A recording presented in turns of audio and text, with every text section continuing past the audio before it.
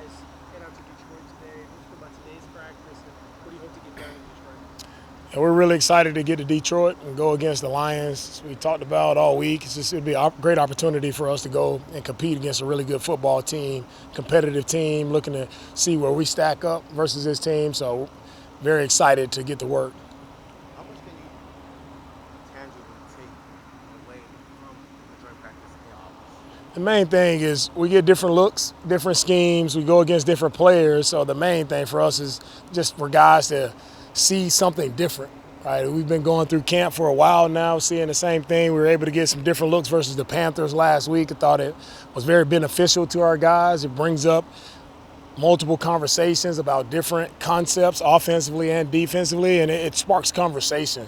Right, and it helps us when it comes to further down the line, how we game plan and what adjustments we need to make. So we gain a lot from that internally when we're able to join practice. Along the same lines, do you view it as like a test to see where you all are in the process? No, it's a practice. We're not. It's nothing to test. It's a practice. We're gonna suit up, be ready. Our test always comes in the games. You and Coach Campbell, how long have you known each other? What's the relationship like with you and Campbell's gonna be great to work with. Talk with him for a while. Really like his style, how he operates. Intense coach. Always has his team prepared, and he changed that program around, right, to make them relevant again. So really, look up to him and what he's done with that program and where he's led that team. He's doing a great job of leading, added a ton of great talent to his team. So it's a competitive team that we know they'll be playing deep in the playoffs this year. he was the offense, you were defense, but there's some parallels there, both former players with a turn around the teams. Yeah, he's a former player. I'm a former player. Operationally, DeMeco, will this set the guideline for where you want to go through the season now as far as what you see coming on the ground or going up and down or just coming in? Yeah, we've set where we'll be. Kaylee will be down, calling plays. He felt comfortable being down. Thought just him and how he operated on the sideline, just being able to talk and connect with the guys, which he does a really good job of. I think him being down there, the guys can feel his energy, feel his passion for the game, and we can get things resolved very quickly there. So really felt good about last week versus the Panthers when he was down. Felt the flow of communication from him, our staff, our players. Everybody was in sync, and we were able to, really be ahead of things before they popped up. So I think it's a good move for him being down, calling the plays. Derek had quite the impressive interception in practice. Just in your career in time in football, who are some receivers with similar hands and restoration? Ooh, that's a great question. Derek definitely has some of the best hands that I've seen from the corner perspective. You can throw in, Coach Prime, some great hands as well. But Derek, he's a unique player. He's very talented, very gifted. And for me, what I'm most encouraged about, you see from when I first got here to see where Stingley has grown to and what he's become, it's very impressive to watch, to see the growth of a player, the development of him, and for him to be just the top of his craft, top of the game as a cornerback position. Like, he's done an outstanding job. To that point about Cam Robinson, he missed time. I know you watched some more reps. How quick is the catch up for a guy like him when he's played?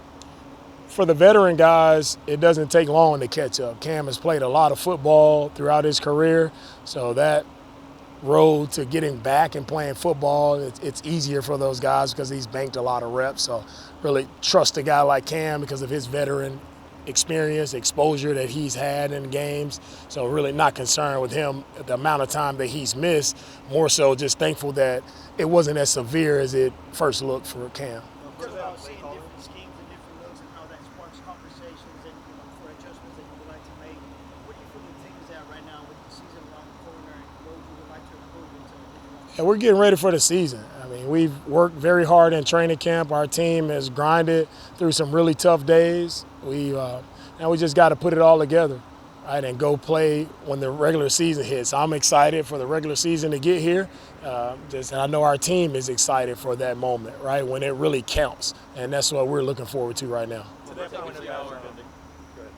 point about Nick Haley deciding to call plays on the sideline, one of the things that we've heard from players about him is the energy. How much did that maybe factor into the decision about being able to see him and feel him, and something that clearly is one of his skill sets to be able to get him on the side of the sidelines? for Kaylee and his personality and what he brings, when it comes to calling plays, it's just a matter of where the play caller feels that he can be most effective to help our team win games.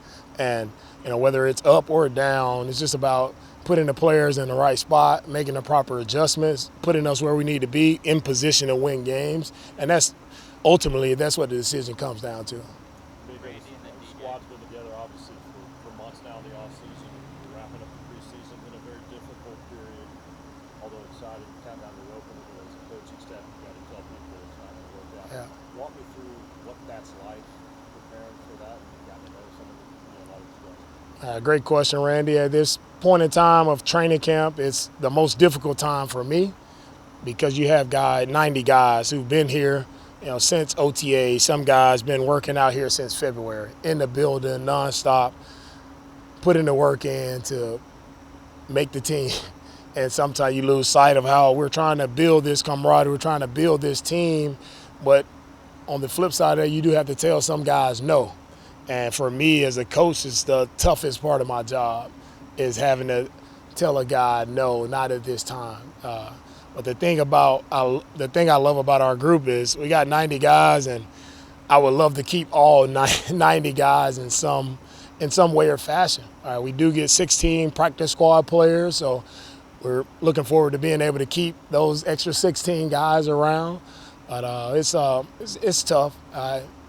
It's tough when you're in the position of having to tell a guy who worked his entire life, it's been his dream since childhood to make an NFL roster and be an impact player, but to be able to tell him no is difficult for me.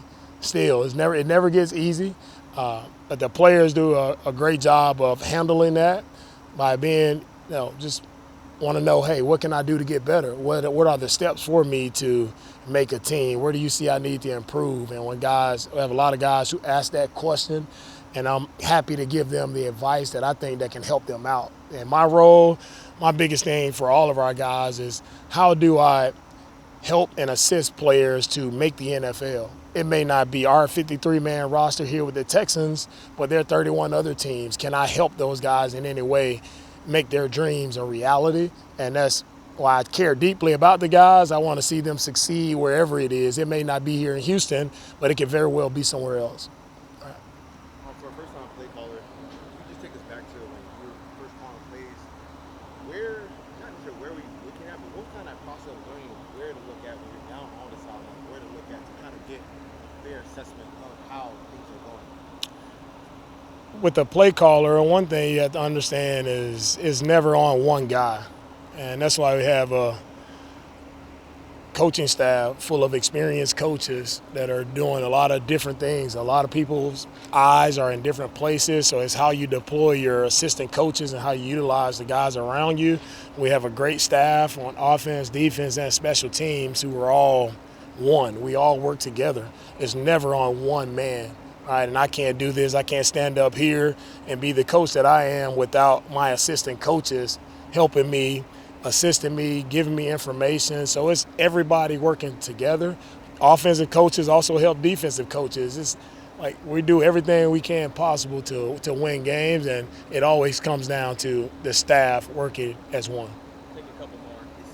It's felt like Stingley Jr. and DeMeco rise have been kind of similar.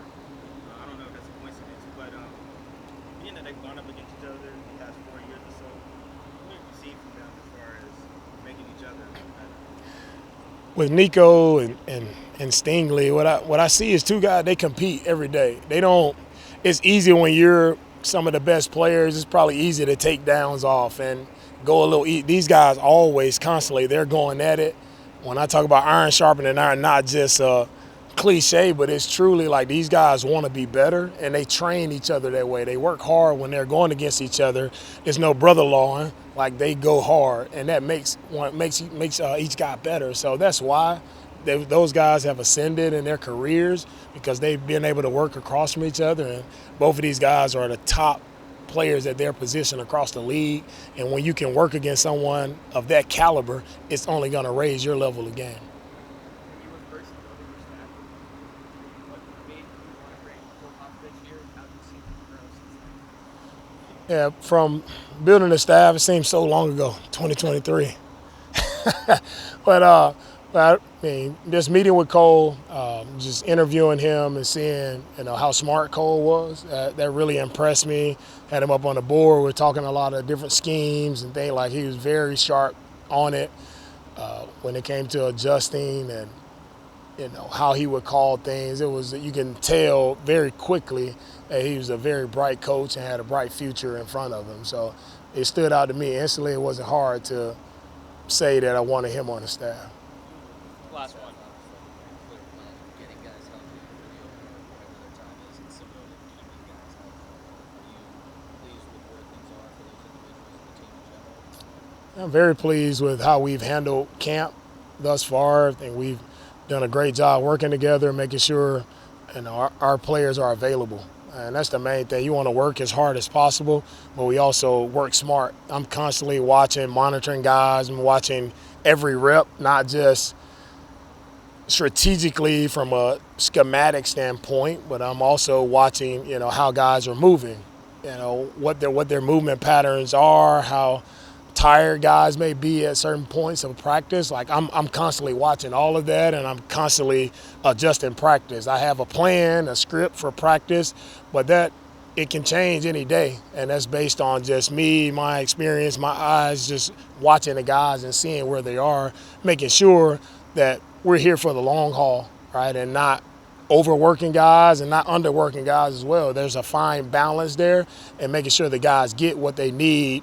And at training camp is a time to callous yourself for the season. So there is hard work that has to go play. There's sometimes we have to push through and grind, but there also is a balance when, hey, you got to pull it back to make sure guys are fresh and recovered and ready to go for the next day. Thank you, Coach. All right, appreciate it, guys.